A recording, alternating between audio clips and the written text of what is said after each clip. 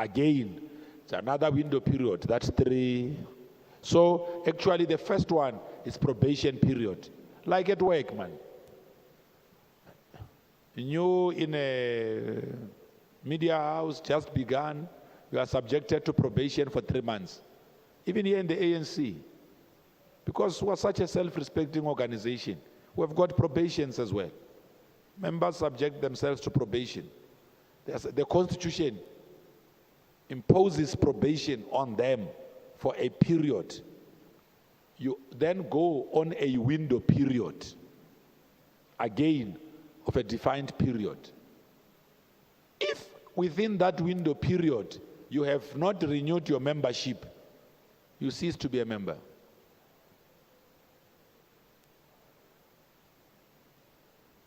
So it is some of those conditions that when you conclude on who is the rightful delegate here in the conference, you have to look at.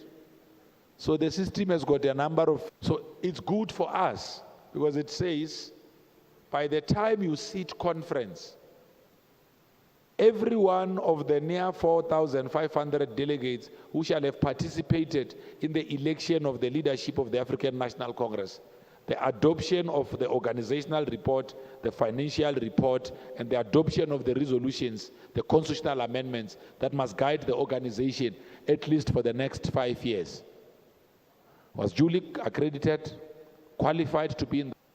So it is that which we have to, unfortunately, be thorough on. Time-wise, will we be able to conclude the business of conference? Yes, indeed we will. We will.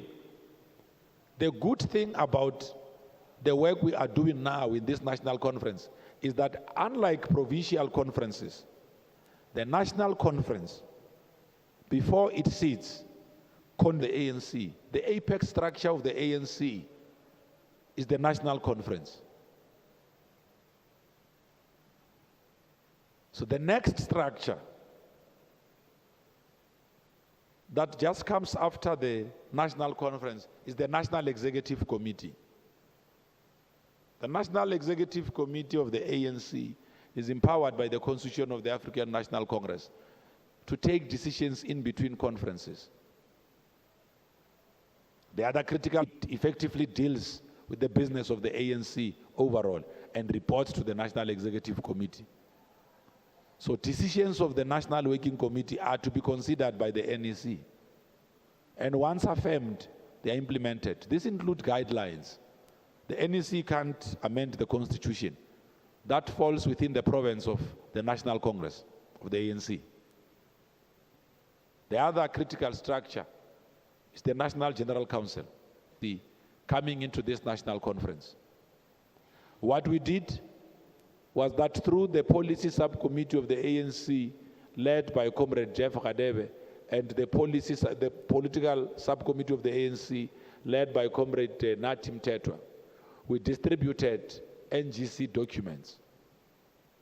The essence of these NGC documents was that they were then to guide what will come out of, what will become of policy document of the ANC.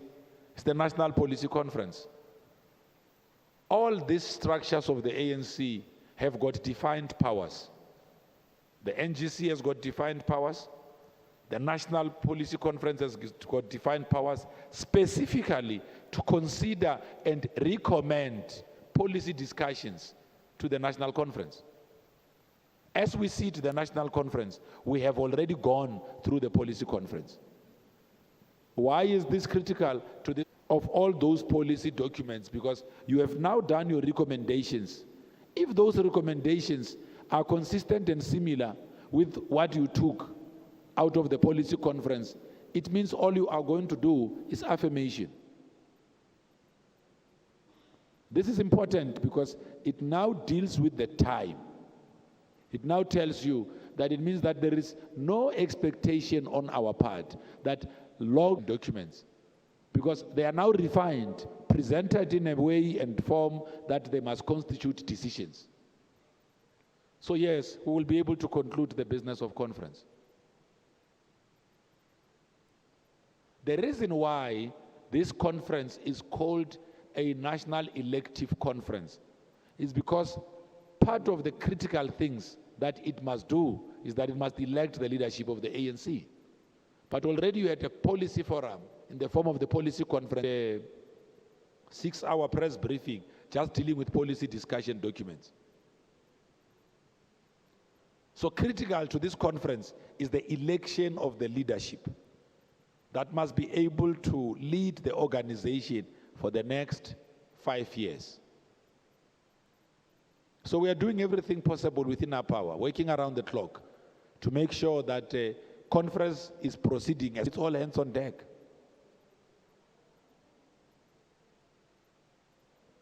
We had what I previously referred to as open days. Some of you in the media have come forward to say that the limitations imposed by yourselves not being able to interact with delegates makes you run dry, especially your print and digital media platforms, to pick up questions and all of that. It's not a bad suggestion. It's not a bad suggestion. Unfortunately, the program has already been adopted, and the national spokesperson of the ANC has got no power, none whatsoever, to change the program of conference. Everything that we call open with yourselves went in, spent 3 hours on the ground. That was part of the open session that we had committed to making available to yourselves. So those open sessions are there, but they are as inserted in the program. We will meet with the media relations team after this briefing to put forward a motive, that space to at least be taken out of the media village and interact, or bring delegates this side, interact with delegates within a defined space. We'll put forward that proposal. It's not a decision we can just take by ourselves without having to test it with the relevant. That today we'll deal with all reports and we'll also deal with the nomination of officials. Just have to understand that we may have to work for much longer than we had anticipated so that we can still meet the timelines we have set out to do this conference. Otherwise, it's not just all systems go. The systems are in motion. Everything is running. So really this briefing was just about giving you status update of where we are so that you are able to diarize, plan, and all of that. We have made those in the leadership structures of the ANC available to talk to yourselves.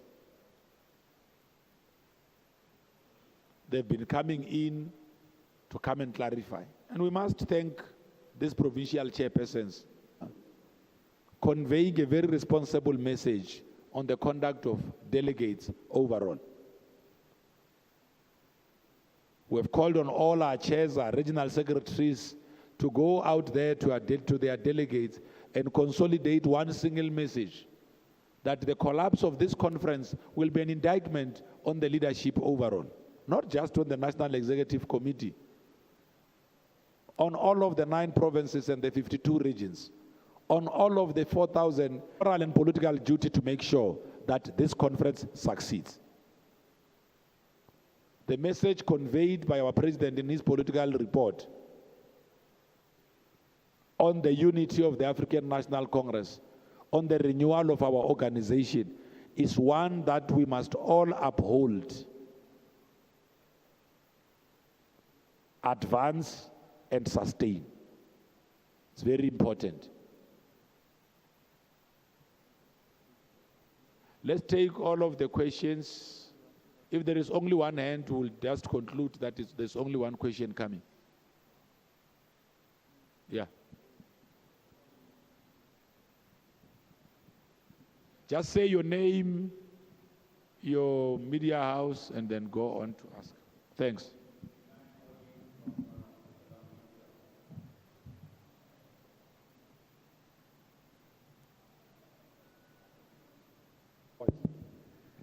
My name is Sinayat Wadi. I'm from Salam Media.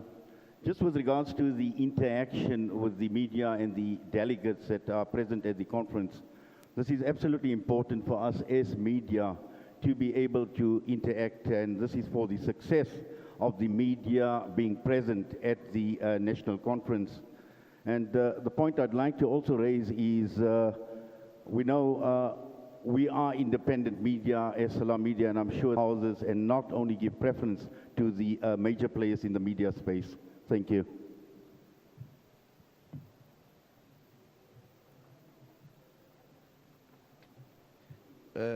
Mkhokheli Bandla, SABC Radio. If I can take you back to yesterday, Pule, we did note that when former President Jacob Zuma arrived late at the conference, that almost disrupted the conference. And when he arrived, he sat amongst the delegates, to the ANC and the conference in general. Thank you. What was the name of the meeting? Mkhokheli, SABC Radio. Claudia Breuer, German newspaper. I'm interested, has there been any indicators or warnings that there will be increased attempts of infiltration that made a new system of checkups necessary? And has there been attempts of infiltration in the past? Paper, Frankfurter Allgemeine Zeitung, it's FAZ. I'm sure South African journalists you are picking up. Okay. There's interest being taken on our conference. We appreciate that. By a German newspaper. Yes. Njanji Chauke from Newsroom Africa. I just wanted to check, obviously yesterday when the leader of the party, the president was speaking, there were dissenting voices, I think how as a party are you going to handle that going forward? Obviously you are saying as a party you've got a moral and political responsibility that this conference succeeds. What is being done to ensure that there is no disruption as we proceed with conference? Thanks.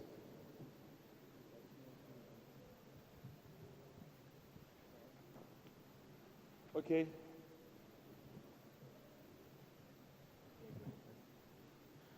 Velane Lutiti, exemption from load shedding. Daily Maverick. Okay. What?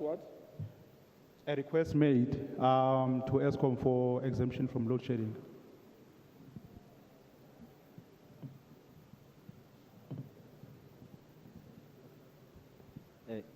Okay, my name is Sintewa, I'm with the SABC. We are told that there were some delegates who are still registering. Any chance do we have the number, when there was a number that has been thrown around, it's 4,500, but do we have the exact number and the exact number of those who are still outstanding in terms of registration? Thanks.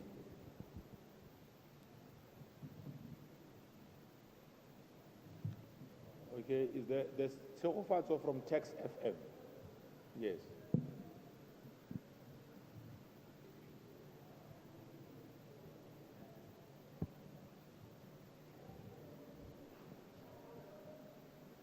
Gathered outside of the Nasrec Expo Center, expressing their views against some of the candidates, that are within the NAC, but specifically in the top 6. So my question to you will be, will such NEC members be held accountable by the ANC? What did they do, Tshegofatso? So they were outside expressing their views and issues with some top 6 members outside of the Nasrec Expo Center. Outside, as in on the tar road, at the garage? Yes. Okay. I hope this is the last hand. I'm Piet Kroukamp from the Vrye Weekblad. Since the conference is running behind schedule, do you foresee that you will end on the envisaged time or the program time, or do you think it might run into another day?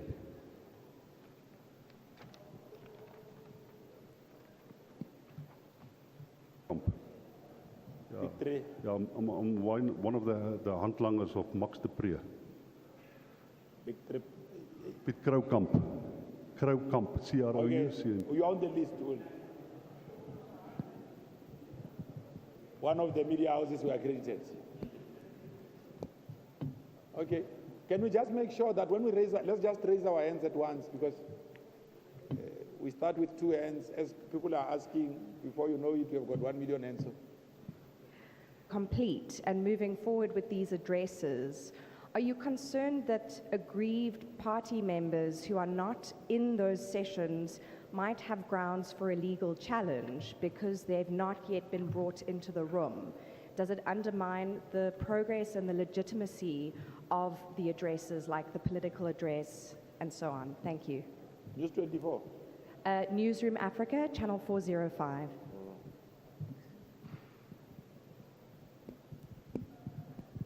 Let's start with the last question by Newsroom Africa. Concerned that aggrieved members who are not yet accredited might want to approach the courts to question the legitimacy of conference. Well, just to say that those that have not been accredited and are still at the accreditation point are not aggrieved. No, they've just not been, they are just waiting their turn. We have to qualify everyone. By the time we take decisions in this meeting, they too will be present and they will have a share of expressing their own opinion if they so wish. So on that score, everything is really up to scratch.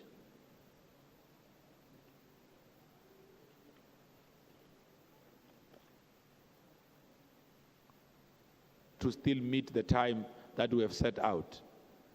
We will indeed meet the time frame that we have set out for this conference. So we will finish on the 20th as planned. We'll do it once, you will see, once we are done with, because when we're done with reports, credentials are now going to be playing a very small role and contributing towards the adoption of those reports. So conference was that when the cadres were dealing with credentials, and we learned from that experience. I like saying experience helps us here. It's the best teacher. Doesn't Gauteng, what we didn't do is that as we were dealing with credentials, we literally stopped conference adjourned for a day or two. And by the time they came back, you no longer had the time. As you concluded the business of conference, you had only elected officials. Learned from that experience. I mean, in the province of the Eastern Cape, because conference ran till late on Sunday, and delegates needed to leave because they were going to work that coming Monday. I could still, recall that because I had to stay in there with the provincial secretary, Comrade Luka Itobi, to come and brief, to come and announce results of additionals with the election of the officials. So it had 2 legs as well. Could not conclude with the whole conference. And because we had 2 legs, DIP had to even take over the running of communications for the Northwest Province.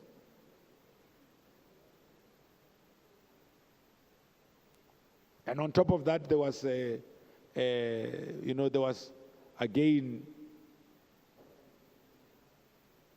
and that took our time as well. So we had to pay attention on those. I think the conference would have been reconvened in a week or 2 to conclude with the election of additionals.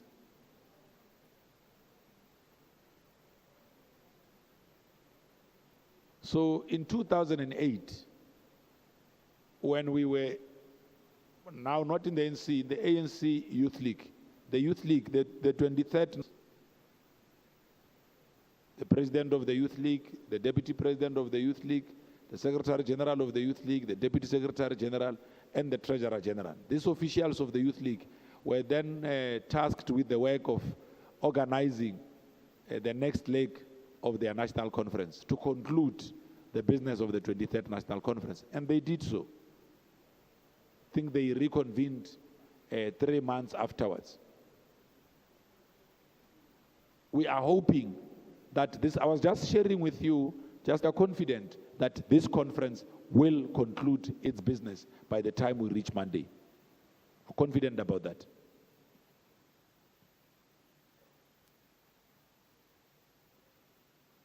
When members express themselves, their views outside meetings, even if they are in the leadership, they can't be taken to disciplinary hearings simply for speaking. I mean, the ANC, one of the things that, especially under the rights of members, one of the rights that members of expression must be done in a manner, in a way that also promote the unity of the African National Congress, the diversity of views, plurality and all of that, enriches what the work that we are doing as an organization.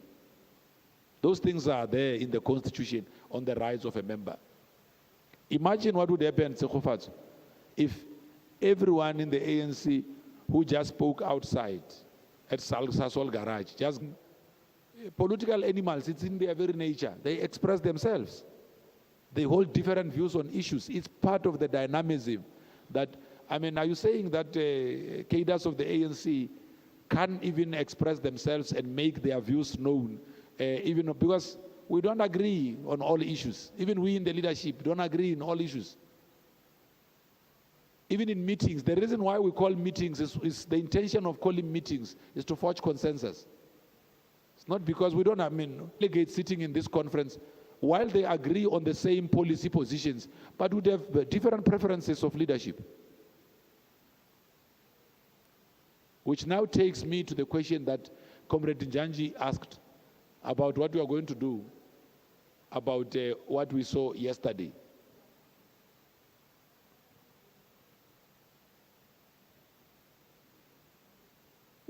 That's why we always say to our members, part of the do's and don'ts, foster some levels of sanity, don't come across as suggesting that there's a crisis and all of that.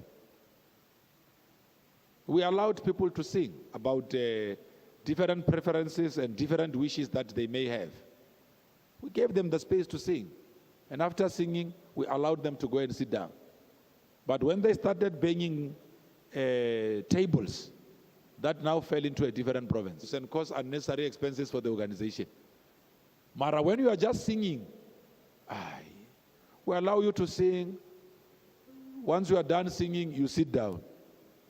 So the president of the ANC, as people were singing, he was presenting his political report. The DIP team came in because in your majority, you are now, you see, yesterday, I'm sure you saw, we had to ask you to turn your cameras and face the president. Start singing the loudest now because the camera is there. But as soon as you turned your cameras, even the voice subsided. So you see that cameras can also contribute to disruptions. We see cameras, then we start showing some courage. You know, because when you turned your cameras, the noise levels also went down. It started to subside. We were there with yourselves. We were watching President Zuma and we were watching delegates. Now I'm sitting here, cameras are watching my direction. What do? There's a point I want to raise. Here is an opportunity to make my point known, heard by the world. I scream in front of that camera. And thanks that yourselves cooperated when we asked you to turn your cameras and face the podium. Thank you for that. We want to show that you too want to see this conference.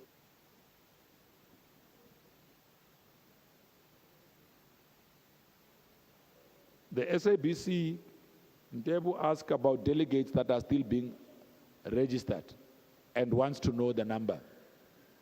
When the registration is done, we are going to first give those numbers to the delegates.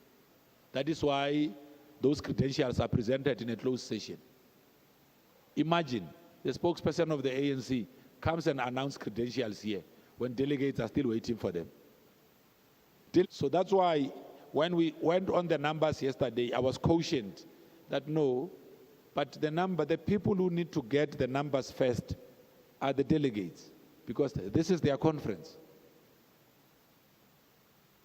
My retreat was to come back and give you percentages.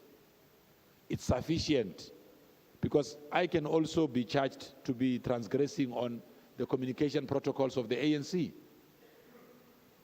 So we have to give the numbers first by the Treasurer General, representing the Secretary General's office. We will do that.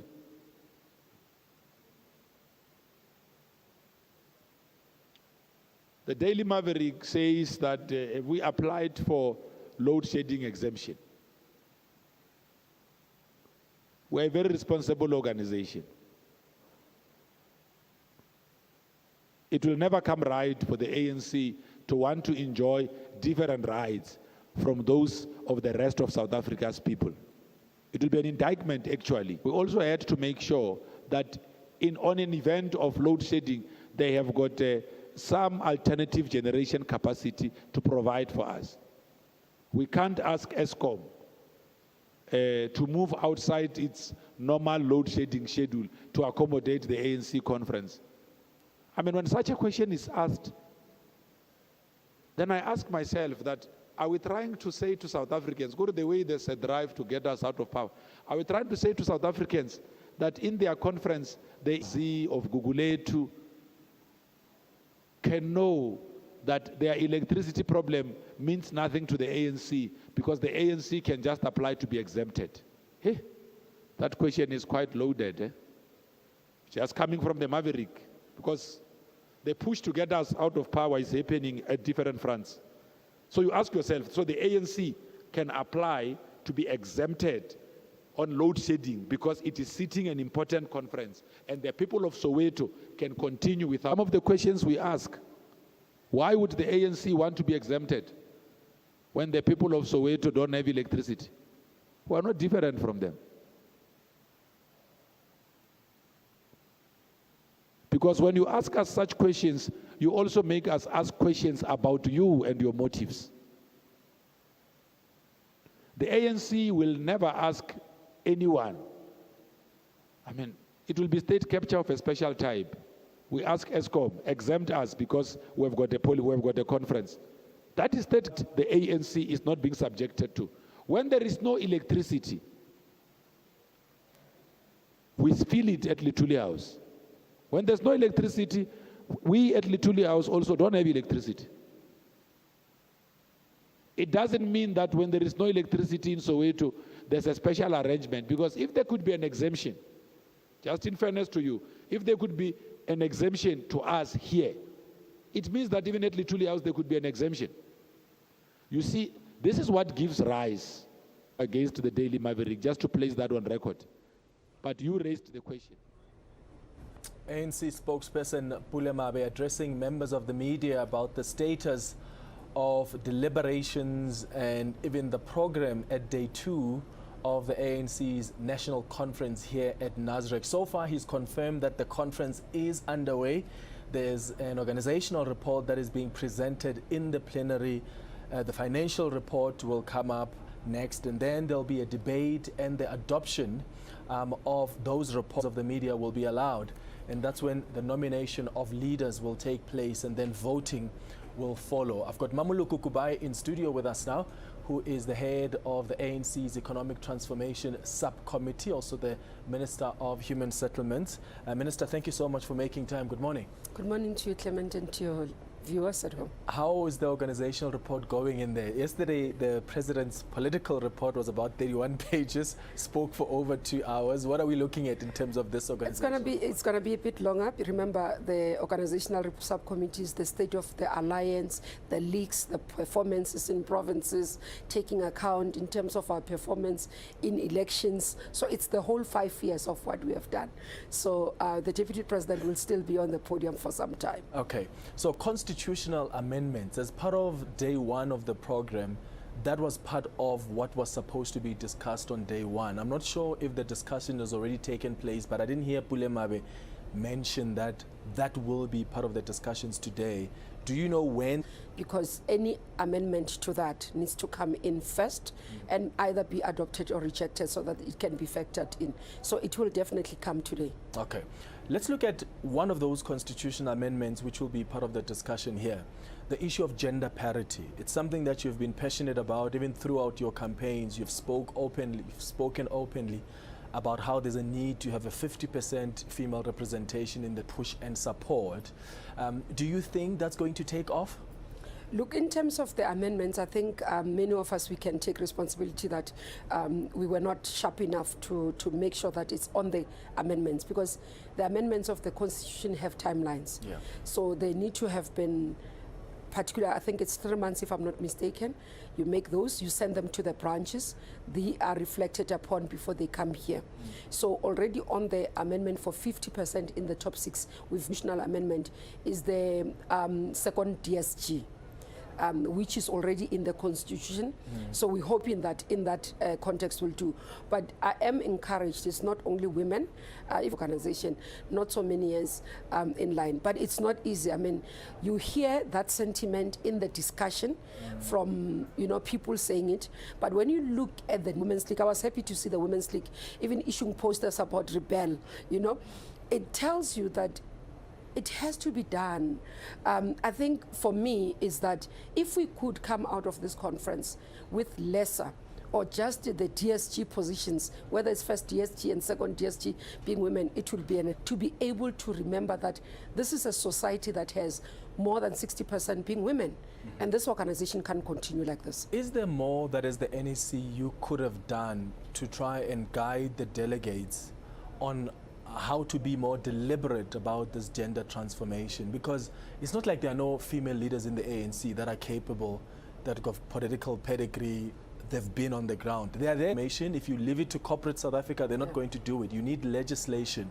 Is this where the NEC has perhaps failed in prioritizing gender parity and pushing? That's the basis. We do have a constitutional clause that speaks about the entirety of the structures. For example, in terms of the NEC has to have 50%, but it doesn't speak to the top 6 or top 7 that we are about if the constitutional amendment is there. And I think that's where we could have had that amendment for this conference to adopt it so that we can see agreed upon, especially in a contested environment like this one. It's never agreed upon. And the second issue, for example, the guidelines attempted, where you had the issue of the representation and we'll hear with the delegates, and I'm hoping that that has been affected actually, in terms of making sure that the representation of people who are in conference, sure that they are female delegates more in terms of conference, or 50%. So we'll hear with the credentials. I hope that is affected because we've not had the credentials. And the other area was a 2-stage voting system, which you'd have heard the report that, and you'd have looked at the program, it has been abandoned. It's a sad thing. We thought we could, it could in terms of voting for women. Now the abandonment of that, which will have to be taken again into plenary, it's sad, regression that I'm seeing in terms of the elections would have helped to push for gender representation. But it was then considered that no, if you have more of this vote, quite critical, ensuring that there's women leadership, because you can't have decision-making committees or platforms, but the voice of women is lesser or is missing. And that's what is worrying some of us at this conference. Let's talk about your campaign now. Have you thrown in the towel or are you still running? Look, having not met the threshold was a setback. But I think from where I'm sitting, we've literally, I understand I'm called a rebel now. I've earned a title of being called a rebel. It's not a bad thing. I said to somebody, I wear it with pride. It's not a bad thing if I'm recognized as a rebel. It's because it means I've challenged the status quo. And I do believe going forward, it has laid a foundation for more younger women to have bravery to stand and say, I can do it. Look, a floor, as I said, is not something that you take for easy. You need 1,200 delegates to support you. Currently, quite frankly, I don't think I have that 1,200 as we speak, unless somebody else comes in and say in the last minutes that we do have. But where I'm sitting, I don't think that 1.2 has been sufficiently gathered. Yeah. Lessons during the campaign that running your own campaign? Lessons learned around coordination. More being open. I think one time you also said to me, you know, people are out there and you are being conservative. Hey, I remember that interview quite you were very well. conservative. Quite very well. Because it's one that's of the the lessons. thing about the culture of the ANC is it's almost like men are allowed to come out and say, yeah, I'm running for this. But as a woman, the minute you come out of that shell, to challenge patriarchy, you can't play by its rules. So we started playing by the rules of patriarchy. And I realized it's not working. By the time we turned around, it was too late. And also around influencing the way the rules are put will be quite critical.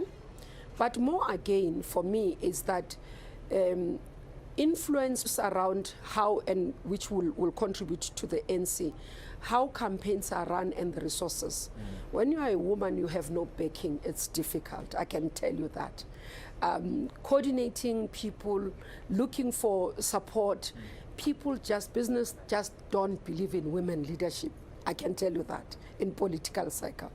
That was a lesson that I learned as well. So in the forefront, as we were running the campaign, people will say we need to gather people so that we can sell the idea and to be able to do, I mean, some of the people you look at what SWAPO does, SWAPO organizationally, they put the structures in place to say, okay, these are branches, you come and talk to them as candidates. And that's why they could elect women leaders. So there are lessons out there that we can learn, that you don't leave the person vulnerable on their own, having to look for fundraising and it doesn't come. And that's why I'll never support constitutional voting, even in South Africa. I've learned it here, that there isn't business that is ready to support women financially currently. National conference. It's not just an elective conference.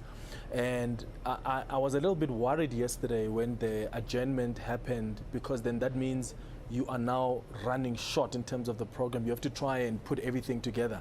Is that not going to compromise on the key, especially policy discussions? Because there are issues that this country is facing, and as the governing party, you can't compromise on having key conversations that will come up with resolutions that ultimately are an answer to the pressing issues that this country is facing.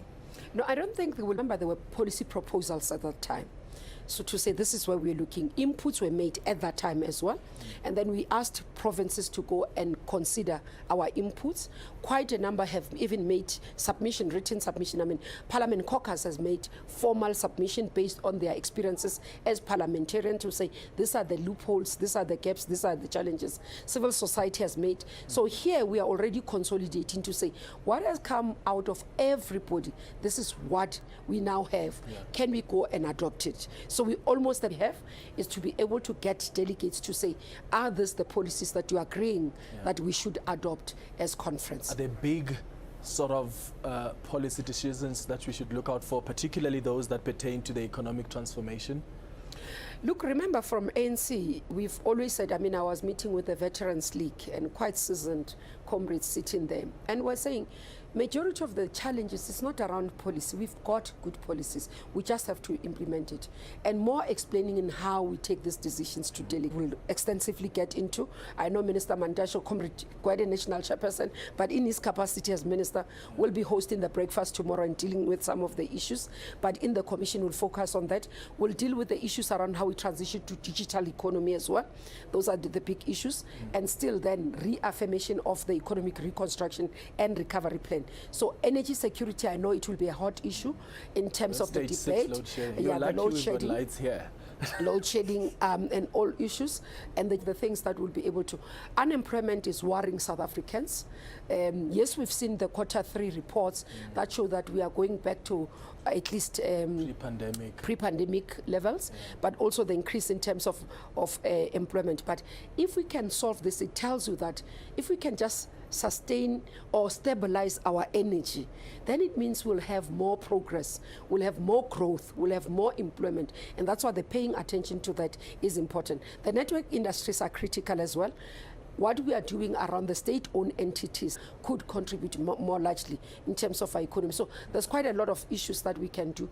But for me, again, the role, reclaiming our role in terms of our economy on the continent.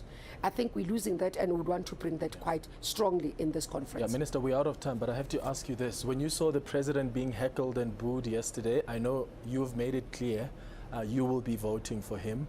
Do you think that his candidacy is somehow in question now, and that this somehow sends a picture of how he made what happened? It was specifically, I think all of us could see the KZN delegation. It's not all delegations. I do believe that we should find a better way of voicing our unhappiness. In the manner that it was done is uncalled for, and it must be condemned. We can't accept that. Even if people are not happy with him, they must go to the ballot. If they don't want him, they must go and experience that or express that in the ballot, which I don't think will find more resonate, because majority of the delegates are supporting his second. The plenary, that's where the organizational report is being delivered by the Deputy President, David Mabuza. So day 2 of this conference has kicked off. There are several reports that are expected. The financial report will come up. There'll be a debate and adoption of those reports. They'll discuss the rules, the credentials as well, and of course the opening session will be around nominations, and then that's when voting for as to what is progressing here in Soweto. Stay with us here on Newsroom Africa.